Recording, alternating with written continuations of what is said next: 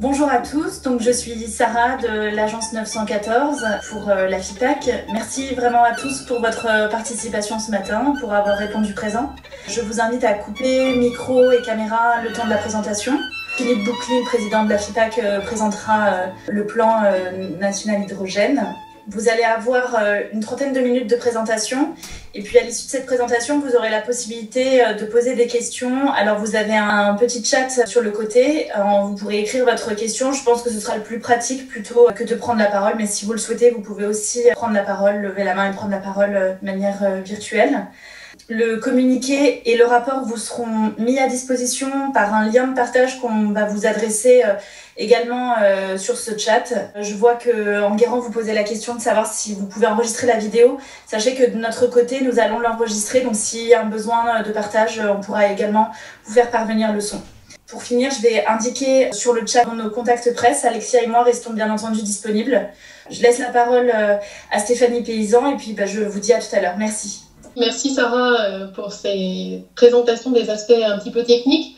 Donc simplement, moi je suis Stéphanie Paysan de la FIPAC. Je gérerai aussi un petit peu la partie questions après la présentation de Philippe. Donc voilà, à l'heure où l'hydrogène peut constituer un des piliers du plan de relance français, je vais laisser Philippe Boucli, président de la FIPAC, vous présenter la trajectoire et les propositions de la filière donc pour un plan national hydrogène ambitieux et cohérent. Merci, à tout à l'heure. Merci Stéphanie. Bonjour à toutes et à tous. Merci d'avoir répondu à notre invitation. À l'heure où vient de se conclure cette nuit un accord important au plan européen concernant la relance, à l'heure où le gouvernement français prépare un plan de relance dans le cadre général du pacte productif, à l'heure où l'urgence climatique est de plus en plus vivement ressentie, la filière hydrogène souhaite faire entendre sa voix et présenter et publier sa vision du développement de l'hydrogène et présenter ses propositions pour un plan hydrogène ambitieux et cohérent. Alors, vous êtes des observateurs attentifs du monde et dans le monde, on voit des politiques volontaristes, des stratégies, des feuilles de route qui se mettent en place ici ou là. Dès 2015, dans le Made in China 2025 de la Chine, il y avait déjà cette idée de développer un certain nombre de secteurs prioritaires dont les véhicules propres et dont le véhicule à hydrogène. Tout ça a été inclus dans le plan quinquennal et également dans la China Hydrogen Alliance. Alors les chiffres, il est difficile d'avoir des chiffres sur la Chine, mais c'est plusieurs milliards, voire même plusieurs dizaines de milliards qui sont consacrés au développement de l'hydrogène.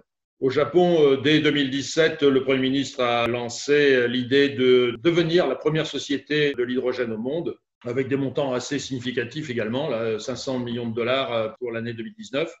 En Corée du Sud également, une feuille de route avec l'accent mis sur la mobilité et les piles à combustible pour un plan estimé à 2,5 milliards de dollars. Vous vous souvenez que l'an dernier, lors du G20 au Japon, l'AIE a présenté un rapport qui donnait les différentes opportunités que l'hydrogène offrait, à la fois donc dans la mobilité, dans l'utilisation des réseaux de gaz, dans le développement de hubs industriels et également, chose qui était nouvelle à l'époque, le développement d'un commerce international de l'hydrogène. Récemment, vous avez eu l'Europe qui a présenté sa stratégie hydrogène, c'est très récent, hein, le 8 juillet, un plan très complet avec l'accent mis sur le renouvelable, mais aussi sur le captage et l'utilisation ou la séquestration du carbone.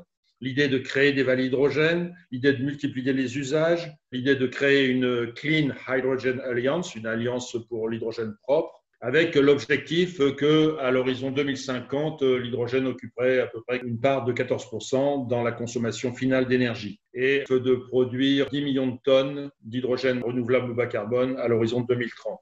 Il s'agit là donc d'une première présentation. Il s'ensuivra donc maintenant un certain nombre de déclinaisons et notamment un paquet législatif qui est attendu l'an prochain en milieu d'année. Vous avez également l'Allemagne qui, un peu avant l'Europe, a publié sa stratégie hydrogène avec des fonds très conséquents en faveur donc, du développement de cette filière, 7 milliards, avec en plus 2 milliards pour le développement de partenariats et la production d'hydrogène renouvelable dans des pays qui en sont bien dotés, l'Afrique du Nord et notamment le Maroc. Je ne vais pas lister l'ensemble des pays européens qui sont engagés dans l'hydrogène. J'en cite quelques-uns là. Les Pays-Bas, le Portugal qui a un grand projet à Sines, la Grande-Bretagne qui ne fait pas de bruit mais qui développe l'hydrogène. Tous ces pays s'engagent résolument sur la voie de l'hydrogène.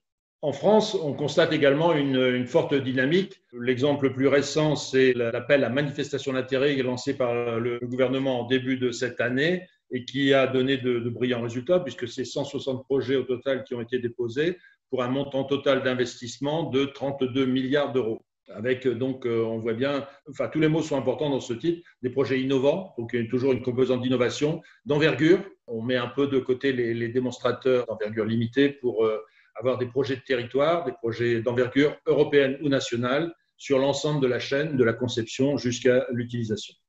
Cette dynamique, on la voit également au niveau de notre association, puisque étant à 120 membres en début 2019, nous sommes maintenant à 190 membres avec 33 grands groupes, tout un écosystème de PME, PMI, ETI, des instituts de recherche. Tous les instituts de recherche français qui sont sur l'hydrogène sont membres de l'association. Et ce qui fait probablement notre spécificité, 45 collectivités territoriales, dont 12 régions françaises, ce qui est particulièrement important pour la suite et pour justement ce développement, cette coordination du développement de l'hydrogène dans les territoires. Ce que je dirais aussi, c'est que du côté des politiques, du côté de nos dirigeants, des déclarations, je n'ai pas pris là les déclarations du ministre Bruno Le Maire, mais dès le mois de janvier, il s'exprimait en faveur d'un développement de l'hydrogène. Et vous avez noté que lors de son interview du 14 juillet, le président a cité 3 fois l'hydrogène, et notamment comme moyen de réindustrialiser la France, donc comme technologie d'avenir, comme technologie stratégique pour aider à la réindustrialisation de la France. Alors, ce plan ambitieux et cohérent que nous appelons de nos voeux, il est résumé dans cette slide. Nous proposons donc la production d'hydrogène renouvelable ou bas carbone à hauteur de près de 700 000 tonnes à l'horizon 2030, sur un marché global estimé à 1,35 million de tonnes. Cette production d'hydrogène, elle sera faite à la fois par des électrolyseurs pour une puissance totale de 7 gigawatts, ça produira à peu près 570 000 tonnes, et par, je dirais, la conversion des vaporéformeurs qui existent actuellement, notamment dans les raffineries, les dotés d'unités de captage et utilisation ou séquestration de gaz carbonique pour un volume total de 130 000 tonnes. Ceci exige de la part des acteurs industriels, des acteurs de la recherche, des collectivités, enfin disons de l'ensemble des acteurs, ceci exige un montant d'investissement de l'ordre de 24 milliards d'euros. Et on va le voir par la suite. Ces technologies de l'hydrogène sont matures, mais elles sont encore émergentes et encore chères. Donc, il faut un soutien de l'État à hauteur de 6,7 milliards, un soutien à l'investissement de 6,7 milliards et un soutien à la production d'hydrogène renouvelable ou bas carbone à hauteur de 3,6 milliards. On va revenir sur ces chiffres par la suite. Cette trajectoire permettrait d'économiser ou d'éviter l'émission de 4 millions de tonnes l'année 2030 et sur la période 2020-2030, plus de 20-21 millions de tonnes en cumulé. Permettrait également de créer des emplois. C'est toujours un peu délicat d'indiquer le nombre d'emplois créés, mais on estime que ce serait entre 120 000 et 250 000 emplois directs et indirects créés ou des emplois de reconversion de personnel. On citait récemment l'usine Bosch à Rodez qui travaille exclusivement sur le diesel et qui va devoir trouver une reconversion. Alors, je vais vous indiquer 2 jalons, des jalons qui sont un peu calqués sur la PPE, la programmation pluriannuelle de l'énergie. Donc 2023, et puis on s'est mis à 2030, puisque la plupart des plans sont à 2030 et non pas à 2028, la deuxième échéance de la PPE telle qu'elle existe actuellement. Qu'est-ce que ça représenterait en 2023 ? En matière de mobilité, c'est un parc de 5000 véhicules utilitaires légers, des Kangoo, des Masters, des taxis. Et ce chiffre-là, c'est le chiffre affiché dans la programmation pluriannuelle de l'énergie. Sur les poids lourds, nous avons pris un chiffre un peu supérieur dans la mesure où nous avons lancé ce plan 1000 bus qui est déjà bien avancé puisqu'on pressent que plus d'une vingtaine de villes souhaitent s'équiper de bus à hydrogène et on a déjà enregistré plus de 400, je dirais, intentions de commande. Et donc, on a bon espoir que ces 700 poids lourds, bennes à ordures, bus, soient atteints en 2023. Les trains, Alstom travaille ardemment à mettre au point un train hydrogène. On pense qu'à l'horizon 2023, 5 trains pourraient rouler. On sera encore dans une phase de fin de mise au point. Et puis également un certain nombre de bateaux. Le monde fluvial et maritime souhaite vivement trouver des solutions pour décarboner l'ensemble du fluvial et du maritime. Dans l'industrie, une décarbonation de 100 000 tonnes. 100 000 tonnes, c'est pas loin c'est de l'ordre des 10% affichés dans la PPE. Et ça, c'est assez bien corrélé par l'ensemble des projets qui sont sortis dans le cadre de l'appel à manifestation d'intérêt qui a été dépouillé au cours du premier semestre de cette année. Donc au total, on arrive ainsi à 100 000 tonnes pour l'industrie, 13 000 pour la mobilité. Donc une production totale de 113 000 tonnes qui sera alimentée pour partie par des électrolyseurs, 92 000 tonnes, près de 1 gigawatt d'électrolyse. Et puis une unité de captage, séquestration, utilisation de gaz carbonique. Ça exige pour cette première phase un investissement de 2,5 milliards, dont le détail vous est donné là, et pour ce faire, un soutien attendu de l'État de 1,2 milliard environ, et puis un soutien à la production d'hydrogène de près de 600 millions d'euros. Et au final, c'est près de 2 tonnes de gaz carbonique qui seraient évitées. À l'horizon 2030, c'est 300 000 véhicules utilitaires légers taxis. Là, nous sommes rapprochés de la PFA, de la plateforme française automobile, et c'est les chiffres que la PFA envisage à cet horizon. Nous envisageons également 5 000 poids lourds. Quand vous voyez qu'un pays comme la Suisse s'apprête à recevoir d'ici 2025 1600 camions Hyundai, on peut penser que la France pourra accueillir au moins 5 000 poids lourds. 250 trains, le raisonnement est de se fonder sur le début du remplacement des trains diesel de la SNCF. Ce remplacement commencera dans les années 2028, donc d'ici 2030, et il va se poursuivre au moins sur 10 ans. Il y a à peu près 1000 trains à remplacer, donc c'est de l'ordre de 200-250 trains qui devraient rouler à l'hydrogène à cet horizon. Et puis, 1 millier de bateaux, donc pour une consommation totale de un peu plus de 340 000 tonnes.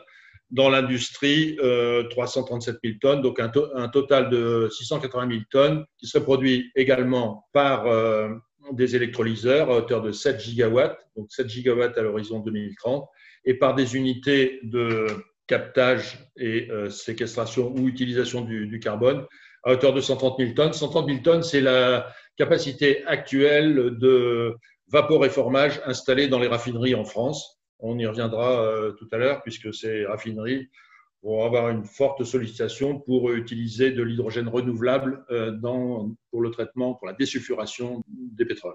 L'ensemble, on revoit donc le chiffre de 24 milliards que je citais tout à l'heure, 24 milliards, et avec un soutien attendu de la part de l'État à hauteur de 6 à 7 milliards d'euros, et plus une subvention à la production d'hydrogène de 3,6 milliards d'euros. Ces chiffres-là sont sur l'ensemble de la période. Ils englobent les chiffres que je citais à l'horizon 2023. Ils englobent l'ensemble de la période. Et au total, c'est 21 millions de tonnes qui seraient évitées sur la période. Alors, il faut bien voir que si il n'y a pas de signal fort de la part de l'État, les objectifs de la PPE, les objectifs de la SNBC, de la Stratégie nationale bas carbone, resteront lettre morte. L'État stratège doit manifester son ambition et donner de la visibilité aux acteurs. C'est ça qu'on attend de sa part. Et évidemment, accompagner financièrement ce développement, comme je l'ai indiqué. Donc, pour cerner mieux cette ambition et pour préciser mieux les conditions d'atteinte de ces objectifs, la filière a élaboré 12 recommandations qui sont absolument indispensables pour justement atteindre ces objectifs et qui évidemment impliquent fortement les acteurs, que ce soit les acteurs privés, industriels notamment, mais également l'État et les collectivités territoriales. Ces recommandations, ces propositions, nous les avons regroupées en 4 niveaux qui sont signalés ici. Un soutien à la demande, donc il faut véritablement amorcer le marché de l'hydrogène en France. Un soutien à la production d'hydrogène renouvelable ou bas carbone, un soutien aux infrastructures sans quoi les choses ne se feront pas, ou se feront plus lentement, c'est ce qu'on voit dans d'autres mobilités, et puis un soutien au développement d'une offre technologique française, à la fois donc un soutien à l'industrialisation et un soutien à la recherche, développement, innovation. Donc, je ne vais pas lister l'ensemble des 12 recommandations, je vais simplement mettre l'accent sur un certain nombre d'entre elles qui me paraissent les plus significatives. Le soutien à la demande. Le soutien à la demande pour amorcer le marché. Ce qu'il faut bien comprendre, c'est que les industriels français ont toutes les capacités, ils sont de premier plan et leurs produits se vendent déjà à l'étranger. Mais disons, ils ont besoin d'un marché domestique, ils ont besoin d'une vitrine et cette vitrine, elle doit être préférentiellement en France. Pour créer cette vitrine, il faut essentiellement massifier et aider en particulier en tout ce qui concerne la mobilité, aider à l'acquisition de véhicules pour que le marché se développe. Massifier, il y a un certain nombre d'outils possibles. Nous voyons dans l'achat public un levier central pour massifier. Cet achat public pouvant éventuellement être mixé avec de l'achat privé. On l'a vu à une époque quand il s'agit de développer la mobilité électrique où, disons, un grand nombre d'acteurs ont été mis à contribution pour acheter des véhicules électriques et avoir cet effet de masse qui conduit donc à la réduction des coûts. Il faut également favoriser la constitution de consortiums à la fois d'acheteurs et de fournisseurs d'hydrogène. L'idée, c'est disons, d'installer la confiance, la visibilité, de façon à dérisquer au maximum ces démarches, ces projets qui restent encore risqués. Mutualiser les usages et sur des hubs. Alors, j'ai parlé tout à l'heure de vallées hydrogène, donc c'est ce qui se fait en ce moment en Auvergne-Rhône-Alpes, mais également sur des plateformes industrielles-portuaires dans les grands ports, je pense à Fos, Nantes, Dunkerque et j'en oublie sûrement. Tout ça va exiger une coordination de l'ensemble des acteurs de façon à justement obtenir cet effet de masse. Les aides à l'acquisition, je n'insiste pas, enfin, c'est tous les dispositifs relatifs au bonus écologique, probablement les étendre aux collectivités pour l'achat de bus, de bennes à ordures, et puis les dispositifs de suramortissement qui permettent justement de réduire le coût de ces technologies qui restent encore chères. Soutien à la production. Là, essentiellement, deux leviers majeurs, vraiment majeurs, c'est la transposition de la directive RED II. Cette directive est particulièrement importante. RED II, ça veut dire Renewable Energy Directive. Deux, parce qu'elle vient d'être révisée et elle, je dirais, elle fait la part belle aux carburants renouvelables, puisque à l'horizon 2030, les fournisseurs de carburants devront avoir incorporé 14% de carburants renouvelables dans leurs ventes. Alors évidemment, plusieurs solutions se présentent pour fournir cette production de carburants renouvelables. Il va y avoir les biocarburants issus de la biomasse. Il y a également les véhicules électriques alimentés avec de l'électricité renouvelable. Mais une des solutions qui a été admise, et c'est là le levier très fort en faveur de l'hydrogène, c'est qu'il va être possible dans les raffineries de remplacer l'hydrogène fossile actuel, qui sert à désulfurer du pétrole, par de l'hydrogène renouvelable.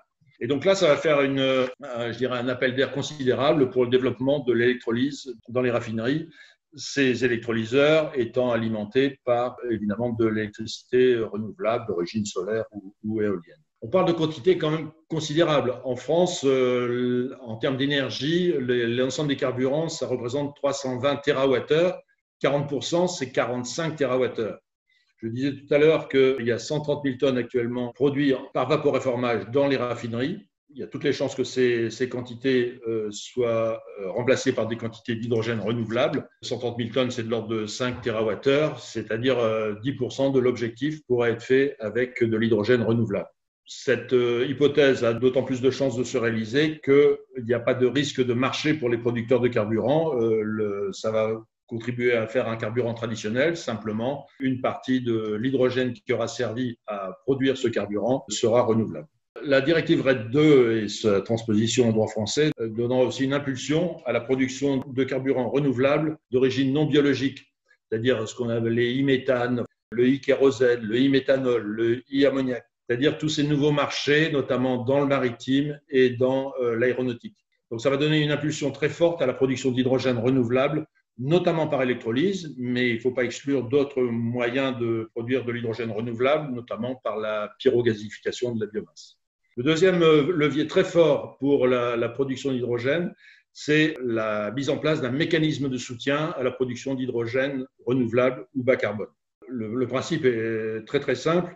L'hydrogène renouvelable ou bas carbone Notre technologie de référence, là, c'est l'électrolyse, mais il y a évidemment, comme je disais à l'instant, d'autres moyens de produire de l'hydrogène propre, vertueux. Mais cet hydrogène produit par électrolyse, il est plus cher que l'hydrogène produit à partir du fossile par vaporéformage. Donc l'idée, c'est de compenser l'écart qui existe entre cet hydrogène vertueux et l'hydrogène fossile et donner de la visibilité aux acteurs. C'est ce qui nous a guidés dans le mécanisme que nous avons proposé au pouvoir public.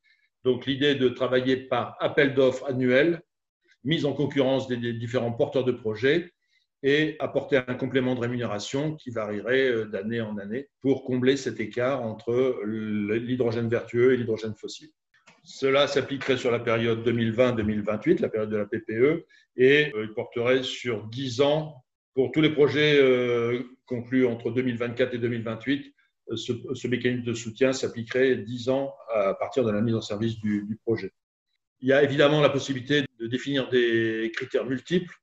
Alors évidemment, le niveau de subvention demandé sera un critère important, mais on peut également apprécier l'impact industriel, c'est-à-dire combien le projet en question produit d'emplois, combien de tonnes de carbone ça permet d'éviter. Et on peut également avoir une approche distincte selon que l'hydrogène est bas carbone ou qu'il est renouvelable. Ce mécanisme de soutien, il est prévu à l'article 52 de la loi énergie-climat et donc il devrait faire l'objet d'un développement dans le cadre de l'ordonnance qui est prévue donc par cet article 52. Troisième niveau de soutien, c'est un soutien aux infrastructures. Deux types d'infrastructures, à la fois les infrastructures de recharge pour la mobilité, mais également les infrastructures gazières de façon à assurer la logistique de l'hydrogène.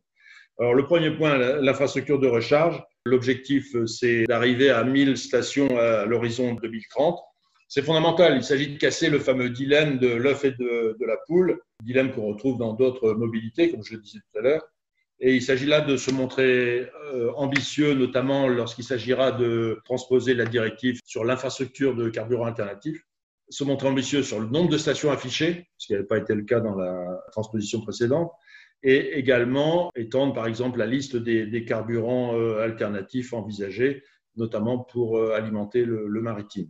Il s'agira également de renforcer le maillage sur les réseaux qu'on appelle les réseaux TEN-T, sur les réseaux transeuropéens de transport, de façon à réduire les distances entre les différentes stations de recharge d'hydrogène. Deuxième axe au soutien des infrastructures, c'est créer les conditions pour un déploiement harmonieux des infrastructures dédiées à l'hydrogène. Alors, on a là, s'agissant d'infrastructures gazières, on a là une infrastructure existante, très développée sur le territoire national. Un gros travail a été fait par les opérateurs gaziers pour utiliser donc ces infrastructures et admettre l'hydrogène sur ces infrastructures. Vous avez eu en novembre dernier une présentation faite par les opérateurs français et la semaine dernière, 11 opérateurs européens ont publié une note montrant l'épine dorsale, le squelette, enfin en bon français le backbone d'une infrastructure hydrogène en Europe. Donc il s'agit là de préparer l'arrivée de l'hydrogène en mélange dans les canalisations et également préparer la conversion, l'adaptation du réseau actuel. Il va falloir aménager le cadre régulatoire et fondamentalement, toujours le même mot clé qui revient, donner de la visibilité aux acteurs, c'est-à-dire en particulier définir une spécification, par exemple à 10% d'hydrogène en mélange à l'horizon 2030.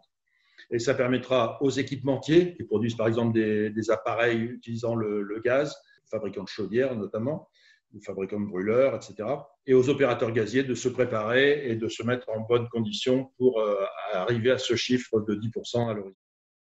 Quatrième niveau de soutien, aider au développement d'une offre technologique française. Là, il nous semble que l'outil majeur, c'est que la France participe à un IPCEI, acronyme barbare pour dire projet important d'intérêt commun européen. Dès à présent, l'hydrogène est reconnu comme chaîne de valeur stratégique au plan européen. Et il fait partie de ces quelques technologies qui sont reconnues comme stratégiques pour l'avenir de l'Europe, à la fois en termes d'industrialisation, réindustrialisation et en termes de lutte contre le changement climatique. On a le sentiment qu'un certain nombre de pays, je pense aux Pays-Bas, je pense notamment à l'Allemagne, sont déjà très engagés dans cette voie et il faut absolument que la France participe à cette IPCEI hydrogène, ce projet important d'intérêt commun européen hydrogène. et fasse les démarches nécessaires. Et on va s'y employer également, évidemment, au travers notamment de Hydrogène Europe, l'association des industriels d'Europe engagés dans l'hydrogène. On va y travailler de façon à ce que la France rejoigne le peloton donc des pays qui souhaitent développer un IPCEI. Alors pourquoi faire partie d'un IPCEI ? Avoir un IPCEI hydrogène permettrait aux États membres d'aider leur industrie à se développer. Disons, c'est un mécanisme, enfin, ce sont des règles qui permettent d'alléger tous les schémas d'aide à l'industrialisation des différents pays. Les pays qui rejoignent donc un IPCEI peuvent plus facilement aider leur industrie à se développer et à conquérir de nouveaux marchés. Donc, il y a là une action importante à mener, à la fois donc au plan français, et également que la France s'engage à la fois au niveau des instances gouvernementales, mais également au niveau de notre association, on s'est engagé pour qu'on rejoigne cet IPCEI. Vous avez eu l'équivalent pour la batterie qui a donné lieu aux décisions de construction de 2 gigafactories, une en Allemagne et une en France. Soutien au développement d'une offre technologique française. La France est actuellement dans le peloton de tête en matière de recherche, développement et innovation. On a vraiment une recherche d'excellence avec un certain nombre de brevets qui sont déposés, des startups qui se montent. Il faut vraiment que cette excellence soit maintenue. Évidemment, les acteurs s'y emploient. Je donnerai quelques exemples. Dans l'immédiat, créer un centre de certification et d'homologation, c'est ce qu'on appelle le projet H2 Lab, qui permettra aux acteurs de tester leurs équipements en France et non plus faire la queue dans des centres d'expertise, de certification à l'étranger, en Tchéquie, au Canada ou ailleurs. Et donc, de réduire le time to market, de permettre de mettre sur le marché plus rapidement des produits sans attendre 6 mois ou 1 an pour aller faire les tests à l'étranger. Et cette H2 Lab n'est finalement que le premier étage d'une fusée plus grande qui est l'initiative IFI, Initiative France Hydrogène, où dès à présent, les acteurs ont identifié un certain nombre de technologies qu'il faut encore améliorer. C'est notamment tout ce qui concerne l'électrolyse haute température qui décolle et qui est vraiment une technologie très prometteuse, notamment lorsqu'on peut bien utiliser la chaleur produite par les process industriels. Avoir des réservoirs conformables, c'est-à-dire des réservoirs qui soient un peu mieux adaptés aux véhicules que les cylindres actuels qui stockent l'hydrogène. Et puis également continuer à s'améliorer sur les piles à combustible, et notamment les piles embarquées. C'est dans ce cadre-là que le CNRS et le CEA, conjointement, ont déposé un projet dans le cadre de l'AMI, le projet SOFI. Il y a également, un volet international à tout ça, qui comprend fondamentalement 2 aspects, à la fois un aspect d'exportation de technologie. C'est exactement dans cette optique que sont les Japonais, qui se disent, nous, on n'a pas beaucoup d'énergie, donc l'énergie, l'hydrogène, on va le produire ailleurs. Mais pour payer ces importations d'hydrogène, on va exporter nos technologies. Et on les voit dans un certain nombre de technologies. Enfin, Toyota en est un exemple. Donc, il y a un volet export, mais il y a aussi un volet commerce international. Je disais que l'AIE, dans ce rapport de l'an dernier, mettait en évidence le développement d'un commerce international de l'hydrogène. Un commerce notamment entre des pays bien dotés en énergie renouvelable, en vent donc en vent, c'est plutôt les pays du Nord, la Scandinavie, ou en soleil, donc là c'est plutôt les pays du Sud, l'Afrique du Nord, le Maroc notamment. Donc un commerce international, une production d'électricité renouvelable dans ces pays, une production sur place d'hydrogène et l'acheminement de cet hydrogène, soit pur, soit sous forme de composés chimiques, vers des pays consommateurs, et notamment l'Europe. Et donc on voit bien qu'il peut y avoir aussi des couplages entre ces 2 aspects. C'est-à-dire, on peut imaginer que les industriels français vendent des matériels pour produire sur place de l'hydrogène qui reviendrait ensuite en Europe.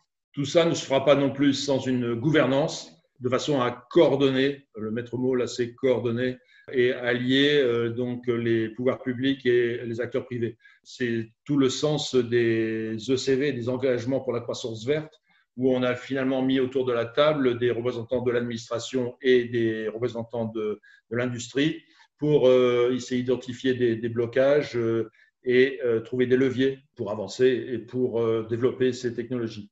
Donc là, le maître mot, c'est coordonner pour massifier, coordonner les actions dans les territoires, coordonner les stratégies régionales avec la stratégie nationale. La forme, on ne fait pas véritablement de propositions sur la forme de cette gouvernance. Est-ce que ça peut être un secrétariat d'État?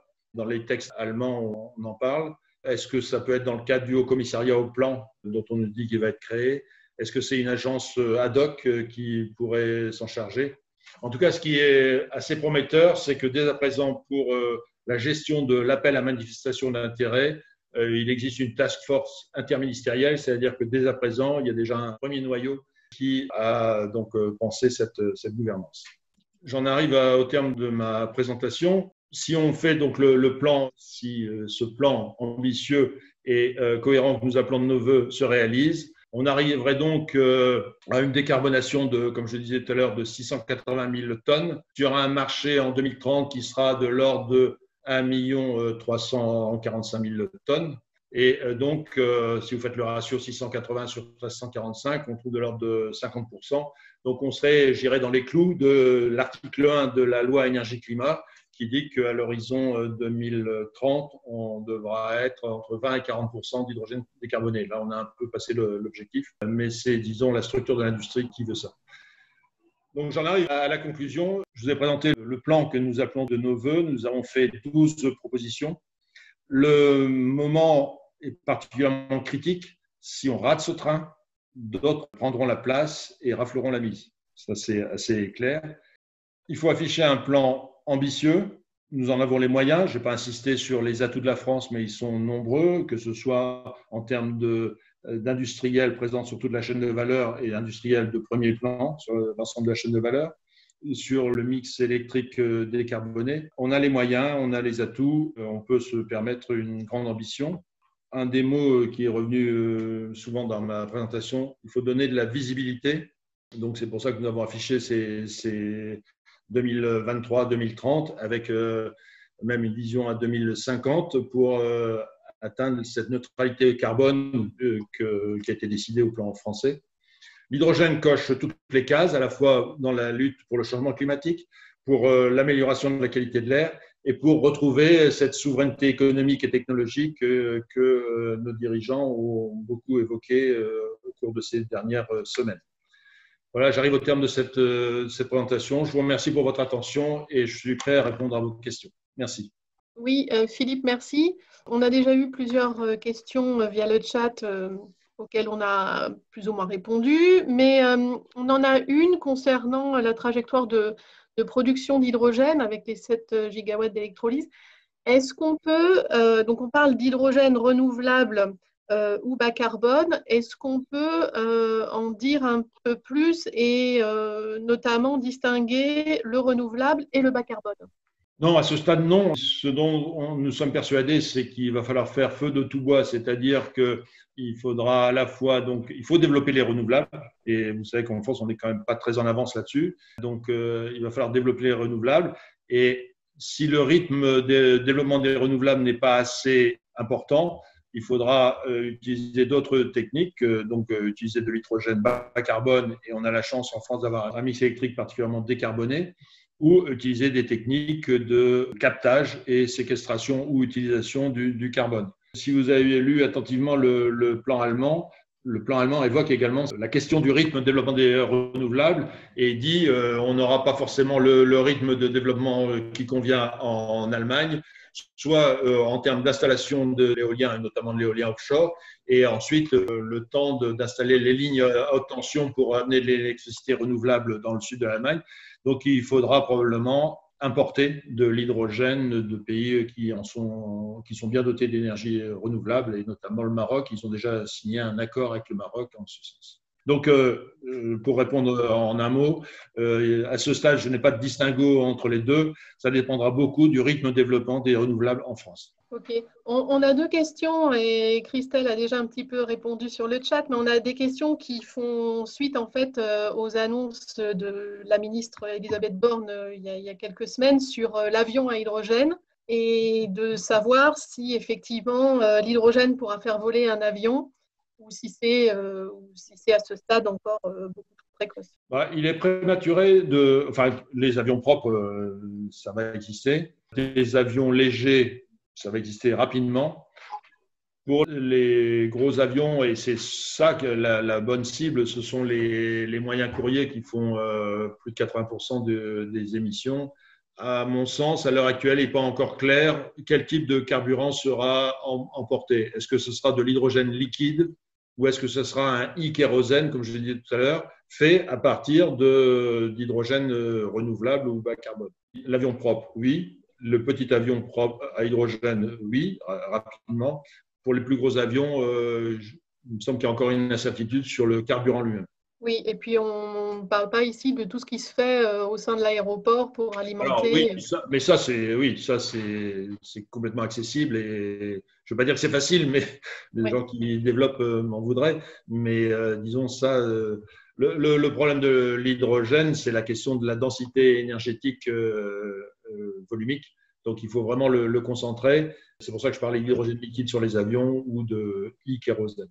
Mais à terre, oui, il n'y a pas de sujet. Il y a des projets, notamment avec Hyport, sur les aéroports de Tarbes et de Toulouse. Et puis, vous avez une entreprise comme Vinci Airport qui travaille ardemment. Encore une question, alors c'est Jean-Lucien Hardy que tu connais bien, qui demande alors une question de nouveau sur quid du nucléaire. Le mot n'est pas cité dans notre plan et dont l'avenir fait concurrence à celui de l'hydrogène en France. Alors il n'y a pas forcément concurrence, mais le soutien de l'État à l'hydrogène est-il possible en France alors que le nucléaire est soutenu à hauteur de plus de 100 milliards d'euros d'ici 2030? Alors, effectivement, on ne prend pas position parce que c'est pas l'objet de l'association. On ne prend pas position sur un futur programme nucléaire. En revanche, on prend clairement position en disant que la France a des atouts, un mix électrique très décarboné. On est de l'ordre de 50 à 60 grammes au kilowattheure, alors que le mix européen est plutôt à 500 et le mix chinois à 1000 grammes au kilowattheure. Il n'y a pas antinomie et je dirais même que l'idée commence à cheminer d'utiliser l'électricité nucléaire directement sur les centrales nucléaires pour faire de l'hydrogène. Il y a des expériences en ce sens aux États-Unis. Le département américain de l'énergie finance l'installation d'électrolyseurs sur un certain nombre de centrales nucléaires américaines, dans l'Ohio, je crois. Et il y a EDF mène actuellement une expérimentation également en Grande-Bretagne. Donc, je ne vois pas d'antinomie. Nous, ce que nous disons clairement, c'est utilisons l'atout majeur que nous avons d'une électricité bas carbone en France pour produire cet hydrogène bas carbone. Une question aussi sur, effectivement, bon, les technologies sont matures, mais est-ce qu'il reste encore quelques défis technologiques à relever sur le stockage, sur le rendement des piles à combustible? Alors, évidemment, d'abord, les ruptures technologiques, on ne peut jamais les prévoir, donc ça, je ne peux pas répondre. Je n'ai pas eu le temps de m'étendre là-dessus, mais il y a effectivement un certain nombre de domaines où il faut continuer à faire de la recherche, développement, innovation. Je pense notamment sur les piles. Il y a toujours la question de la réduction de platine, notamment. C'est une question qui revient souvent. On est déjà très bas, mais d'après le département américain de l'énergie, on peut encore aller plus bas. Il y a améliorer la durabilité des équipements, que ce soit les électrolyseurs ou les piles à combustible. On travaille sur la durabilité, sur la fiabilité, notamment pour les applications stationnaires. Il y a, je disais, sur les matériaux eux-mêmes, avoir des réservoirs conformables. L'idéal serait de pouvoir mettre les réservoirs d'hydrogène dans tous les endroits inutilisés dans un véhicule. Dans le rapport que vous aurez, qui développe ce plan national hydrogène, vous aurez toute une liste de technologies sur lesquelles il reste à travailler.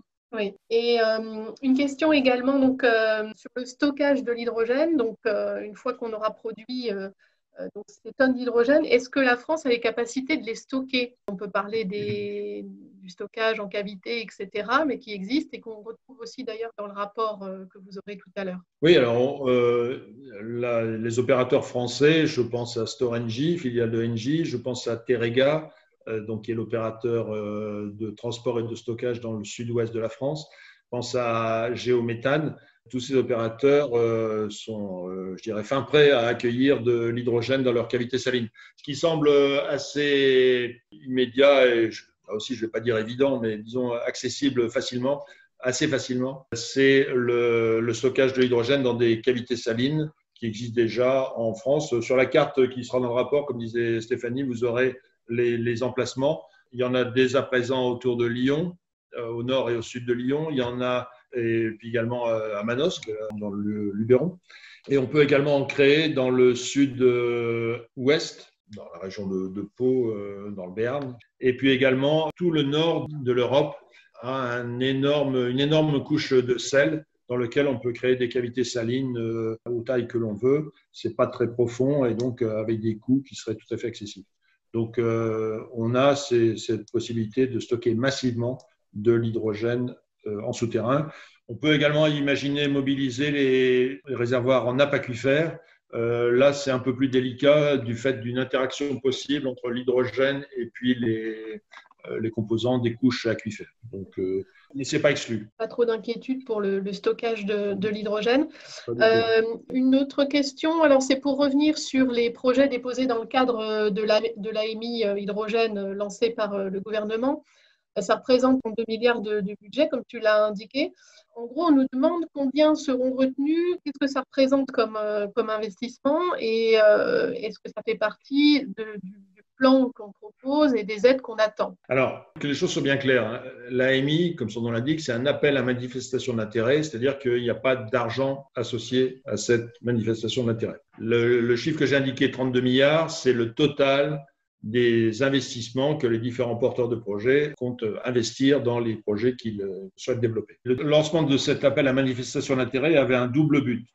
D'une part, écrire les cahiers des charges des appels à projets, du même type que ceux que l'ADEME a lancés l'an dernier, et même en 2018, à la fois sur la mobilité ou sur l'industrie. Donc, écrire les cahiers des charges de ces appels à projets. Je ne sais pas s'ils auront le temps d'en lancer cette année, mais en tout cas, ça donne de la matière pour les années suivantes. Et la deuxième motivation pour lancer cet appel à manifestation d'intérêt, c'est d'apprécier le dynamisme de la filière et de voir en quoi il était intéressant pour la France de rejoindre ce projet important d'intérêt commun européen hydrogène, c'est-à-dire cet IPCEI hydrogène. Donc là, je pense que vu les montants et vu le nombre de projets, je pense que leur conviction est faite. Maintenant, il s'agit de structurer cette masse de projets. Donc, ça va exiger à la fois une coordination entre les acteurs, peut-être faire des regroupements de projets, faire une coordination de façon à ce qu'il y ait une utilisation optimale des fonds publics.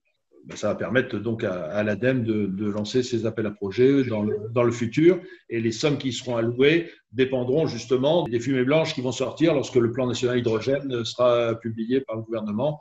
Quel montant le gouvernement alloue à l'hydrogène pour les années à venir. Oui, alors on nous demande aussi comment on va porter nos recommandations et donc ces propositions de plan, ces propositions de la filière vers l'État. Est-ce que des rencontres sont prévues? On est quand même en dialogue régulier avec la task force interministérielle sur le sujet.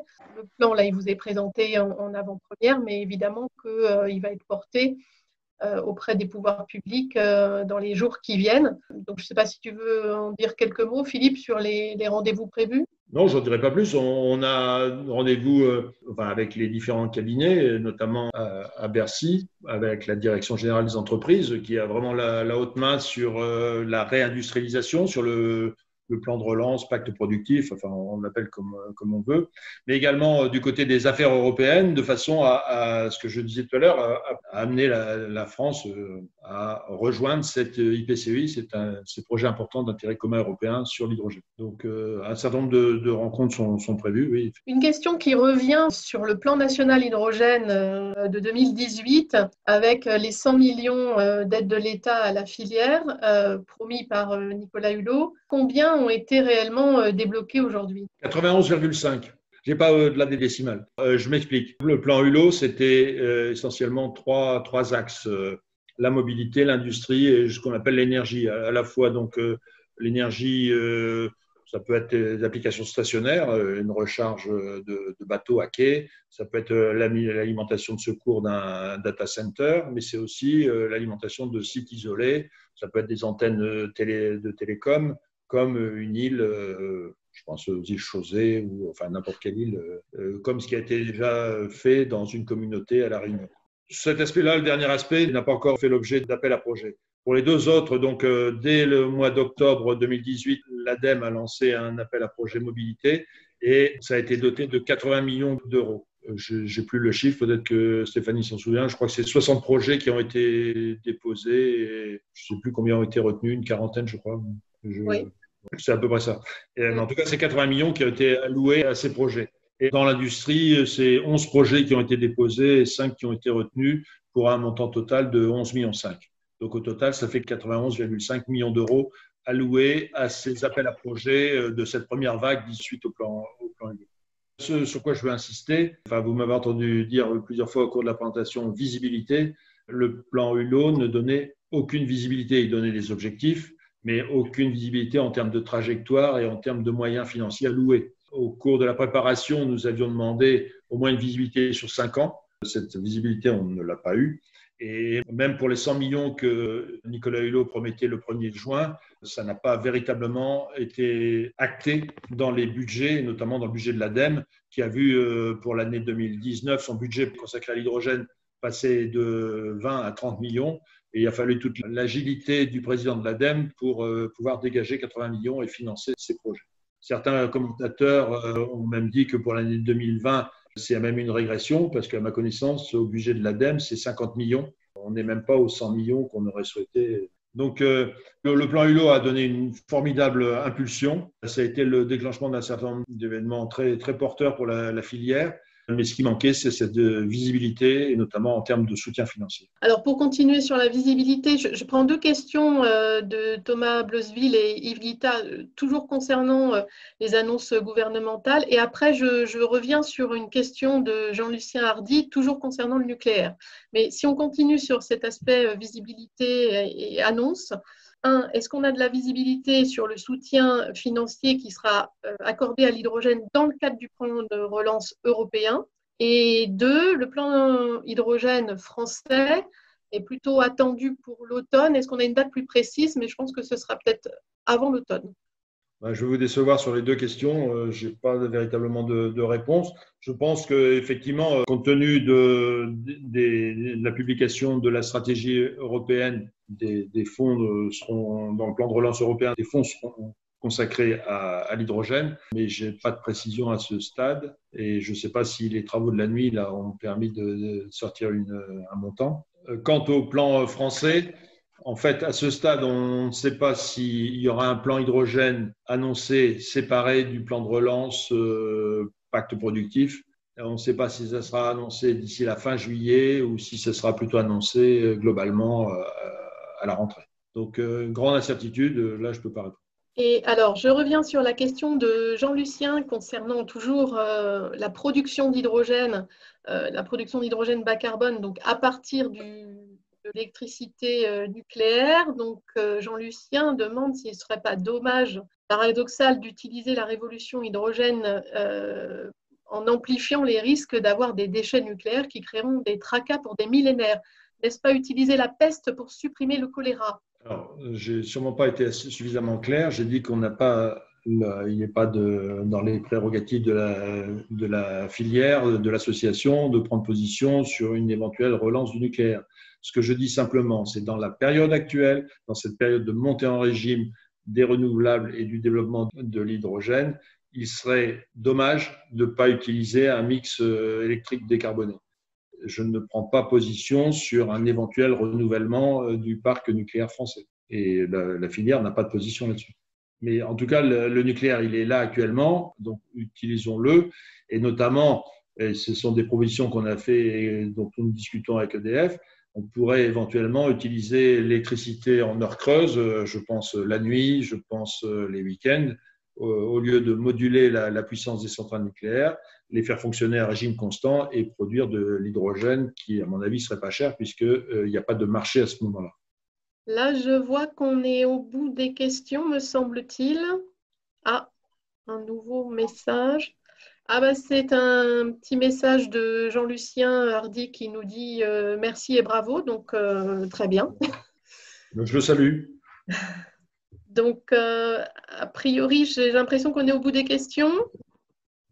Alors, Les documents, donc le communiqué, le document, le manifeste donc pour un plan national hydrogène ambitieux et cohérent sont mis à disposition par l'agence 914 sur leur drive. En fait, il y a bien un embargo sur ces documents jusqu'à jeudi minuit 1. Donc tout ça sera publié jeudi matin. On rappelle bien que c'est sous embargo jusqu'à jeudi à minuit 1. Voilà, donc je pense qu'on est au bout. Merci beaucoup d'avoir été nombreux à assister à cette présentation et vous avez à disposition tous les documents et la présentation PowerPoint aussi qu'on va vous faire passer. Merci beaucoup pour votre attention et n'hésitez pas à nous contacter si vous voulez des précisions. Donc là, on a les petits messages de merci, c'est très sympa. Et juste Philippe, juste pour toi, on nous fait remarquer que le luminaire, et tu le sais déjà, le luminaire derrière toi te fait une très belle auréole. Ce n'est pas voulu, mais...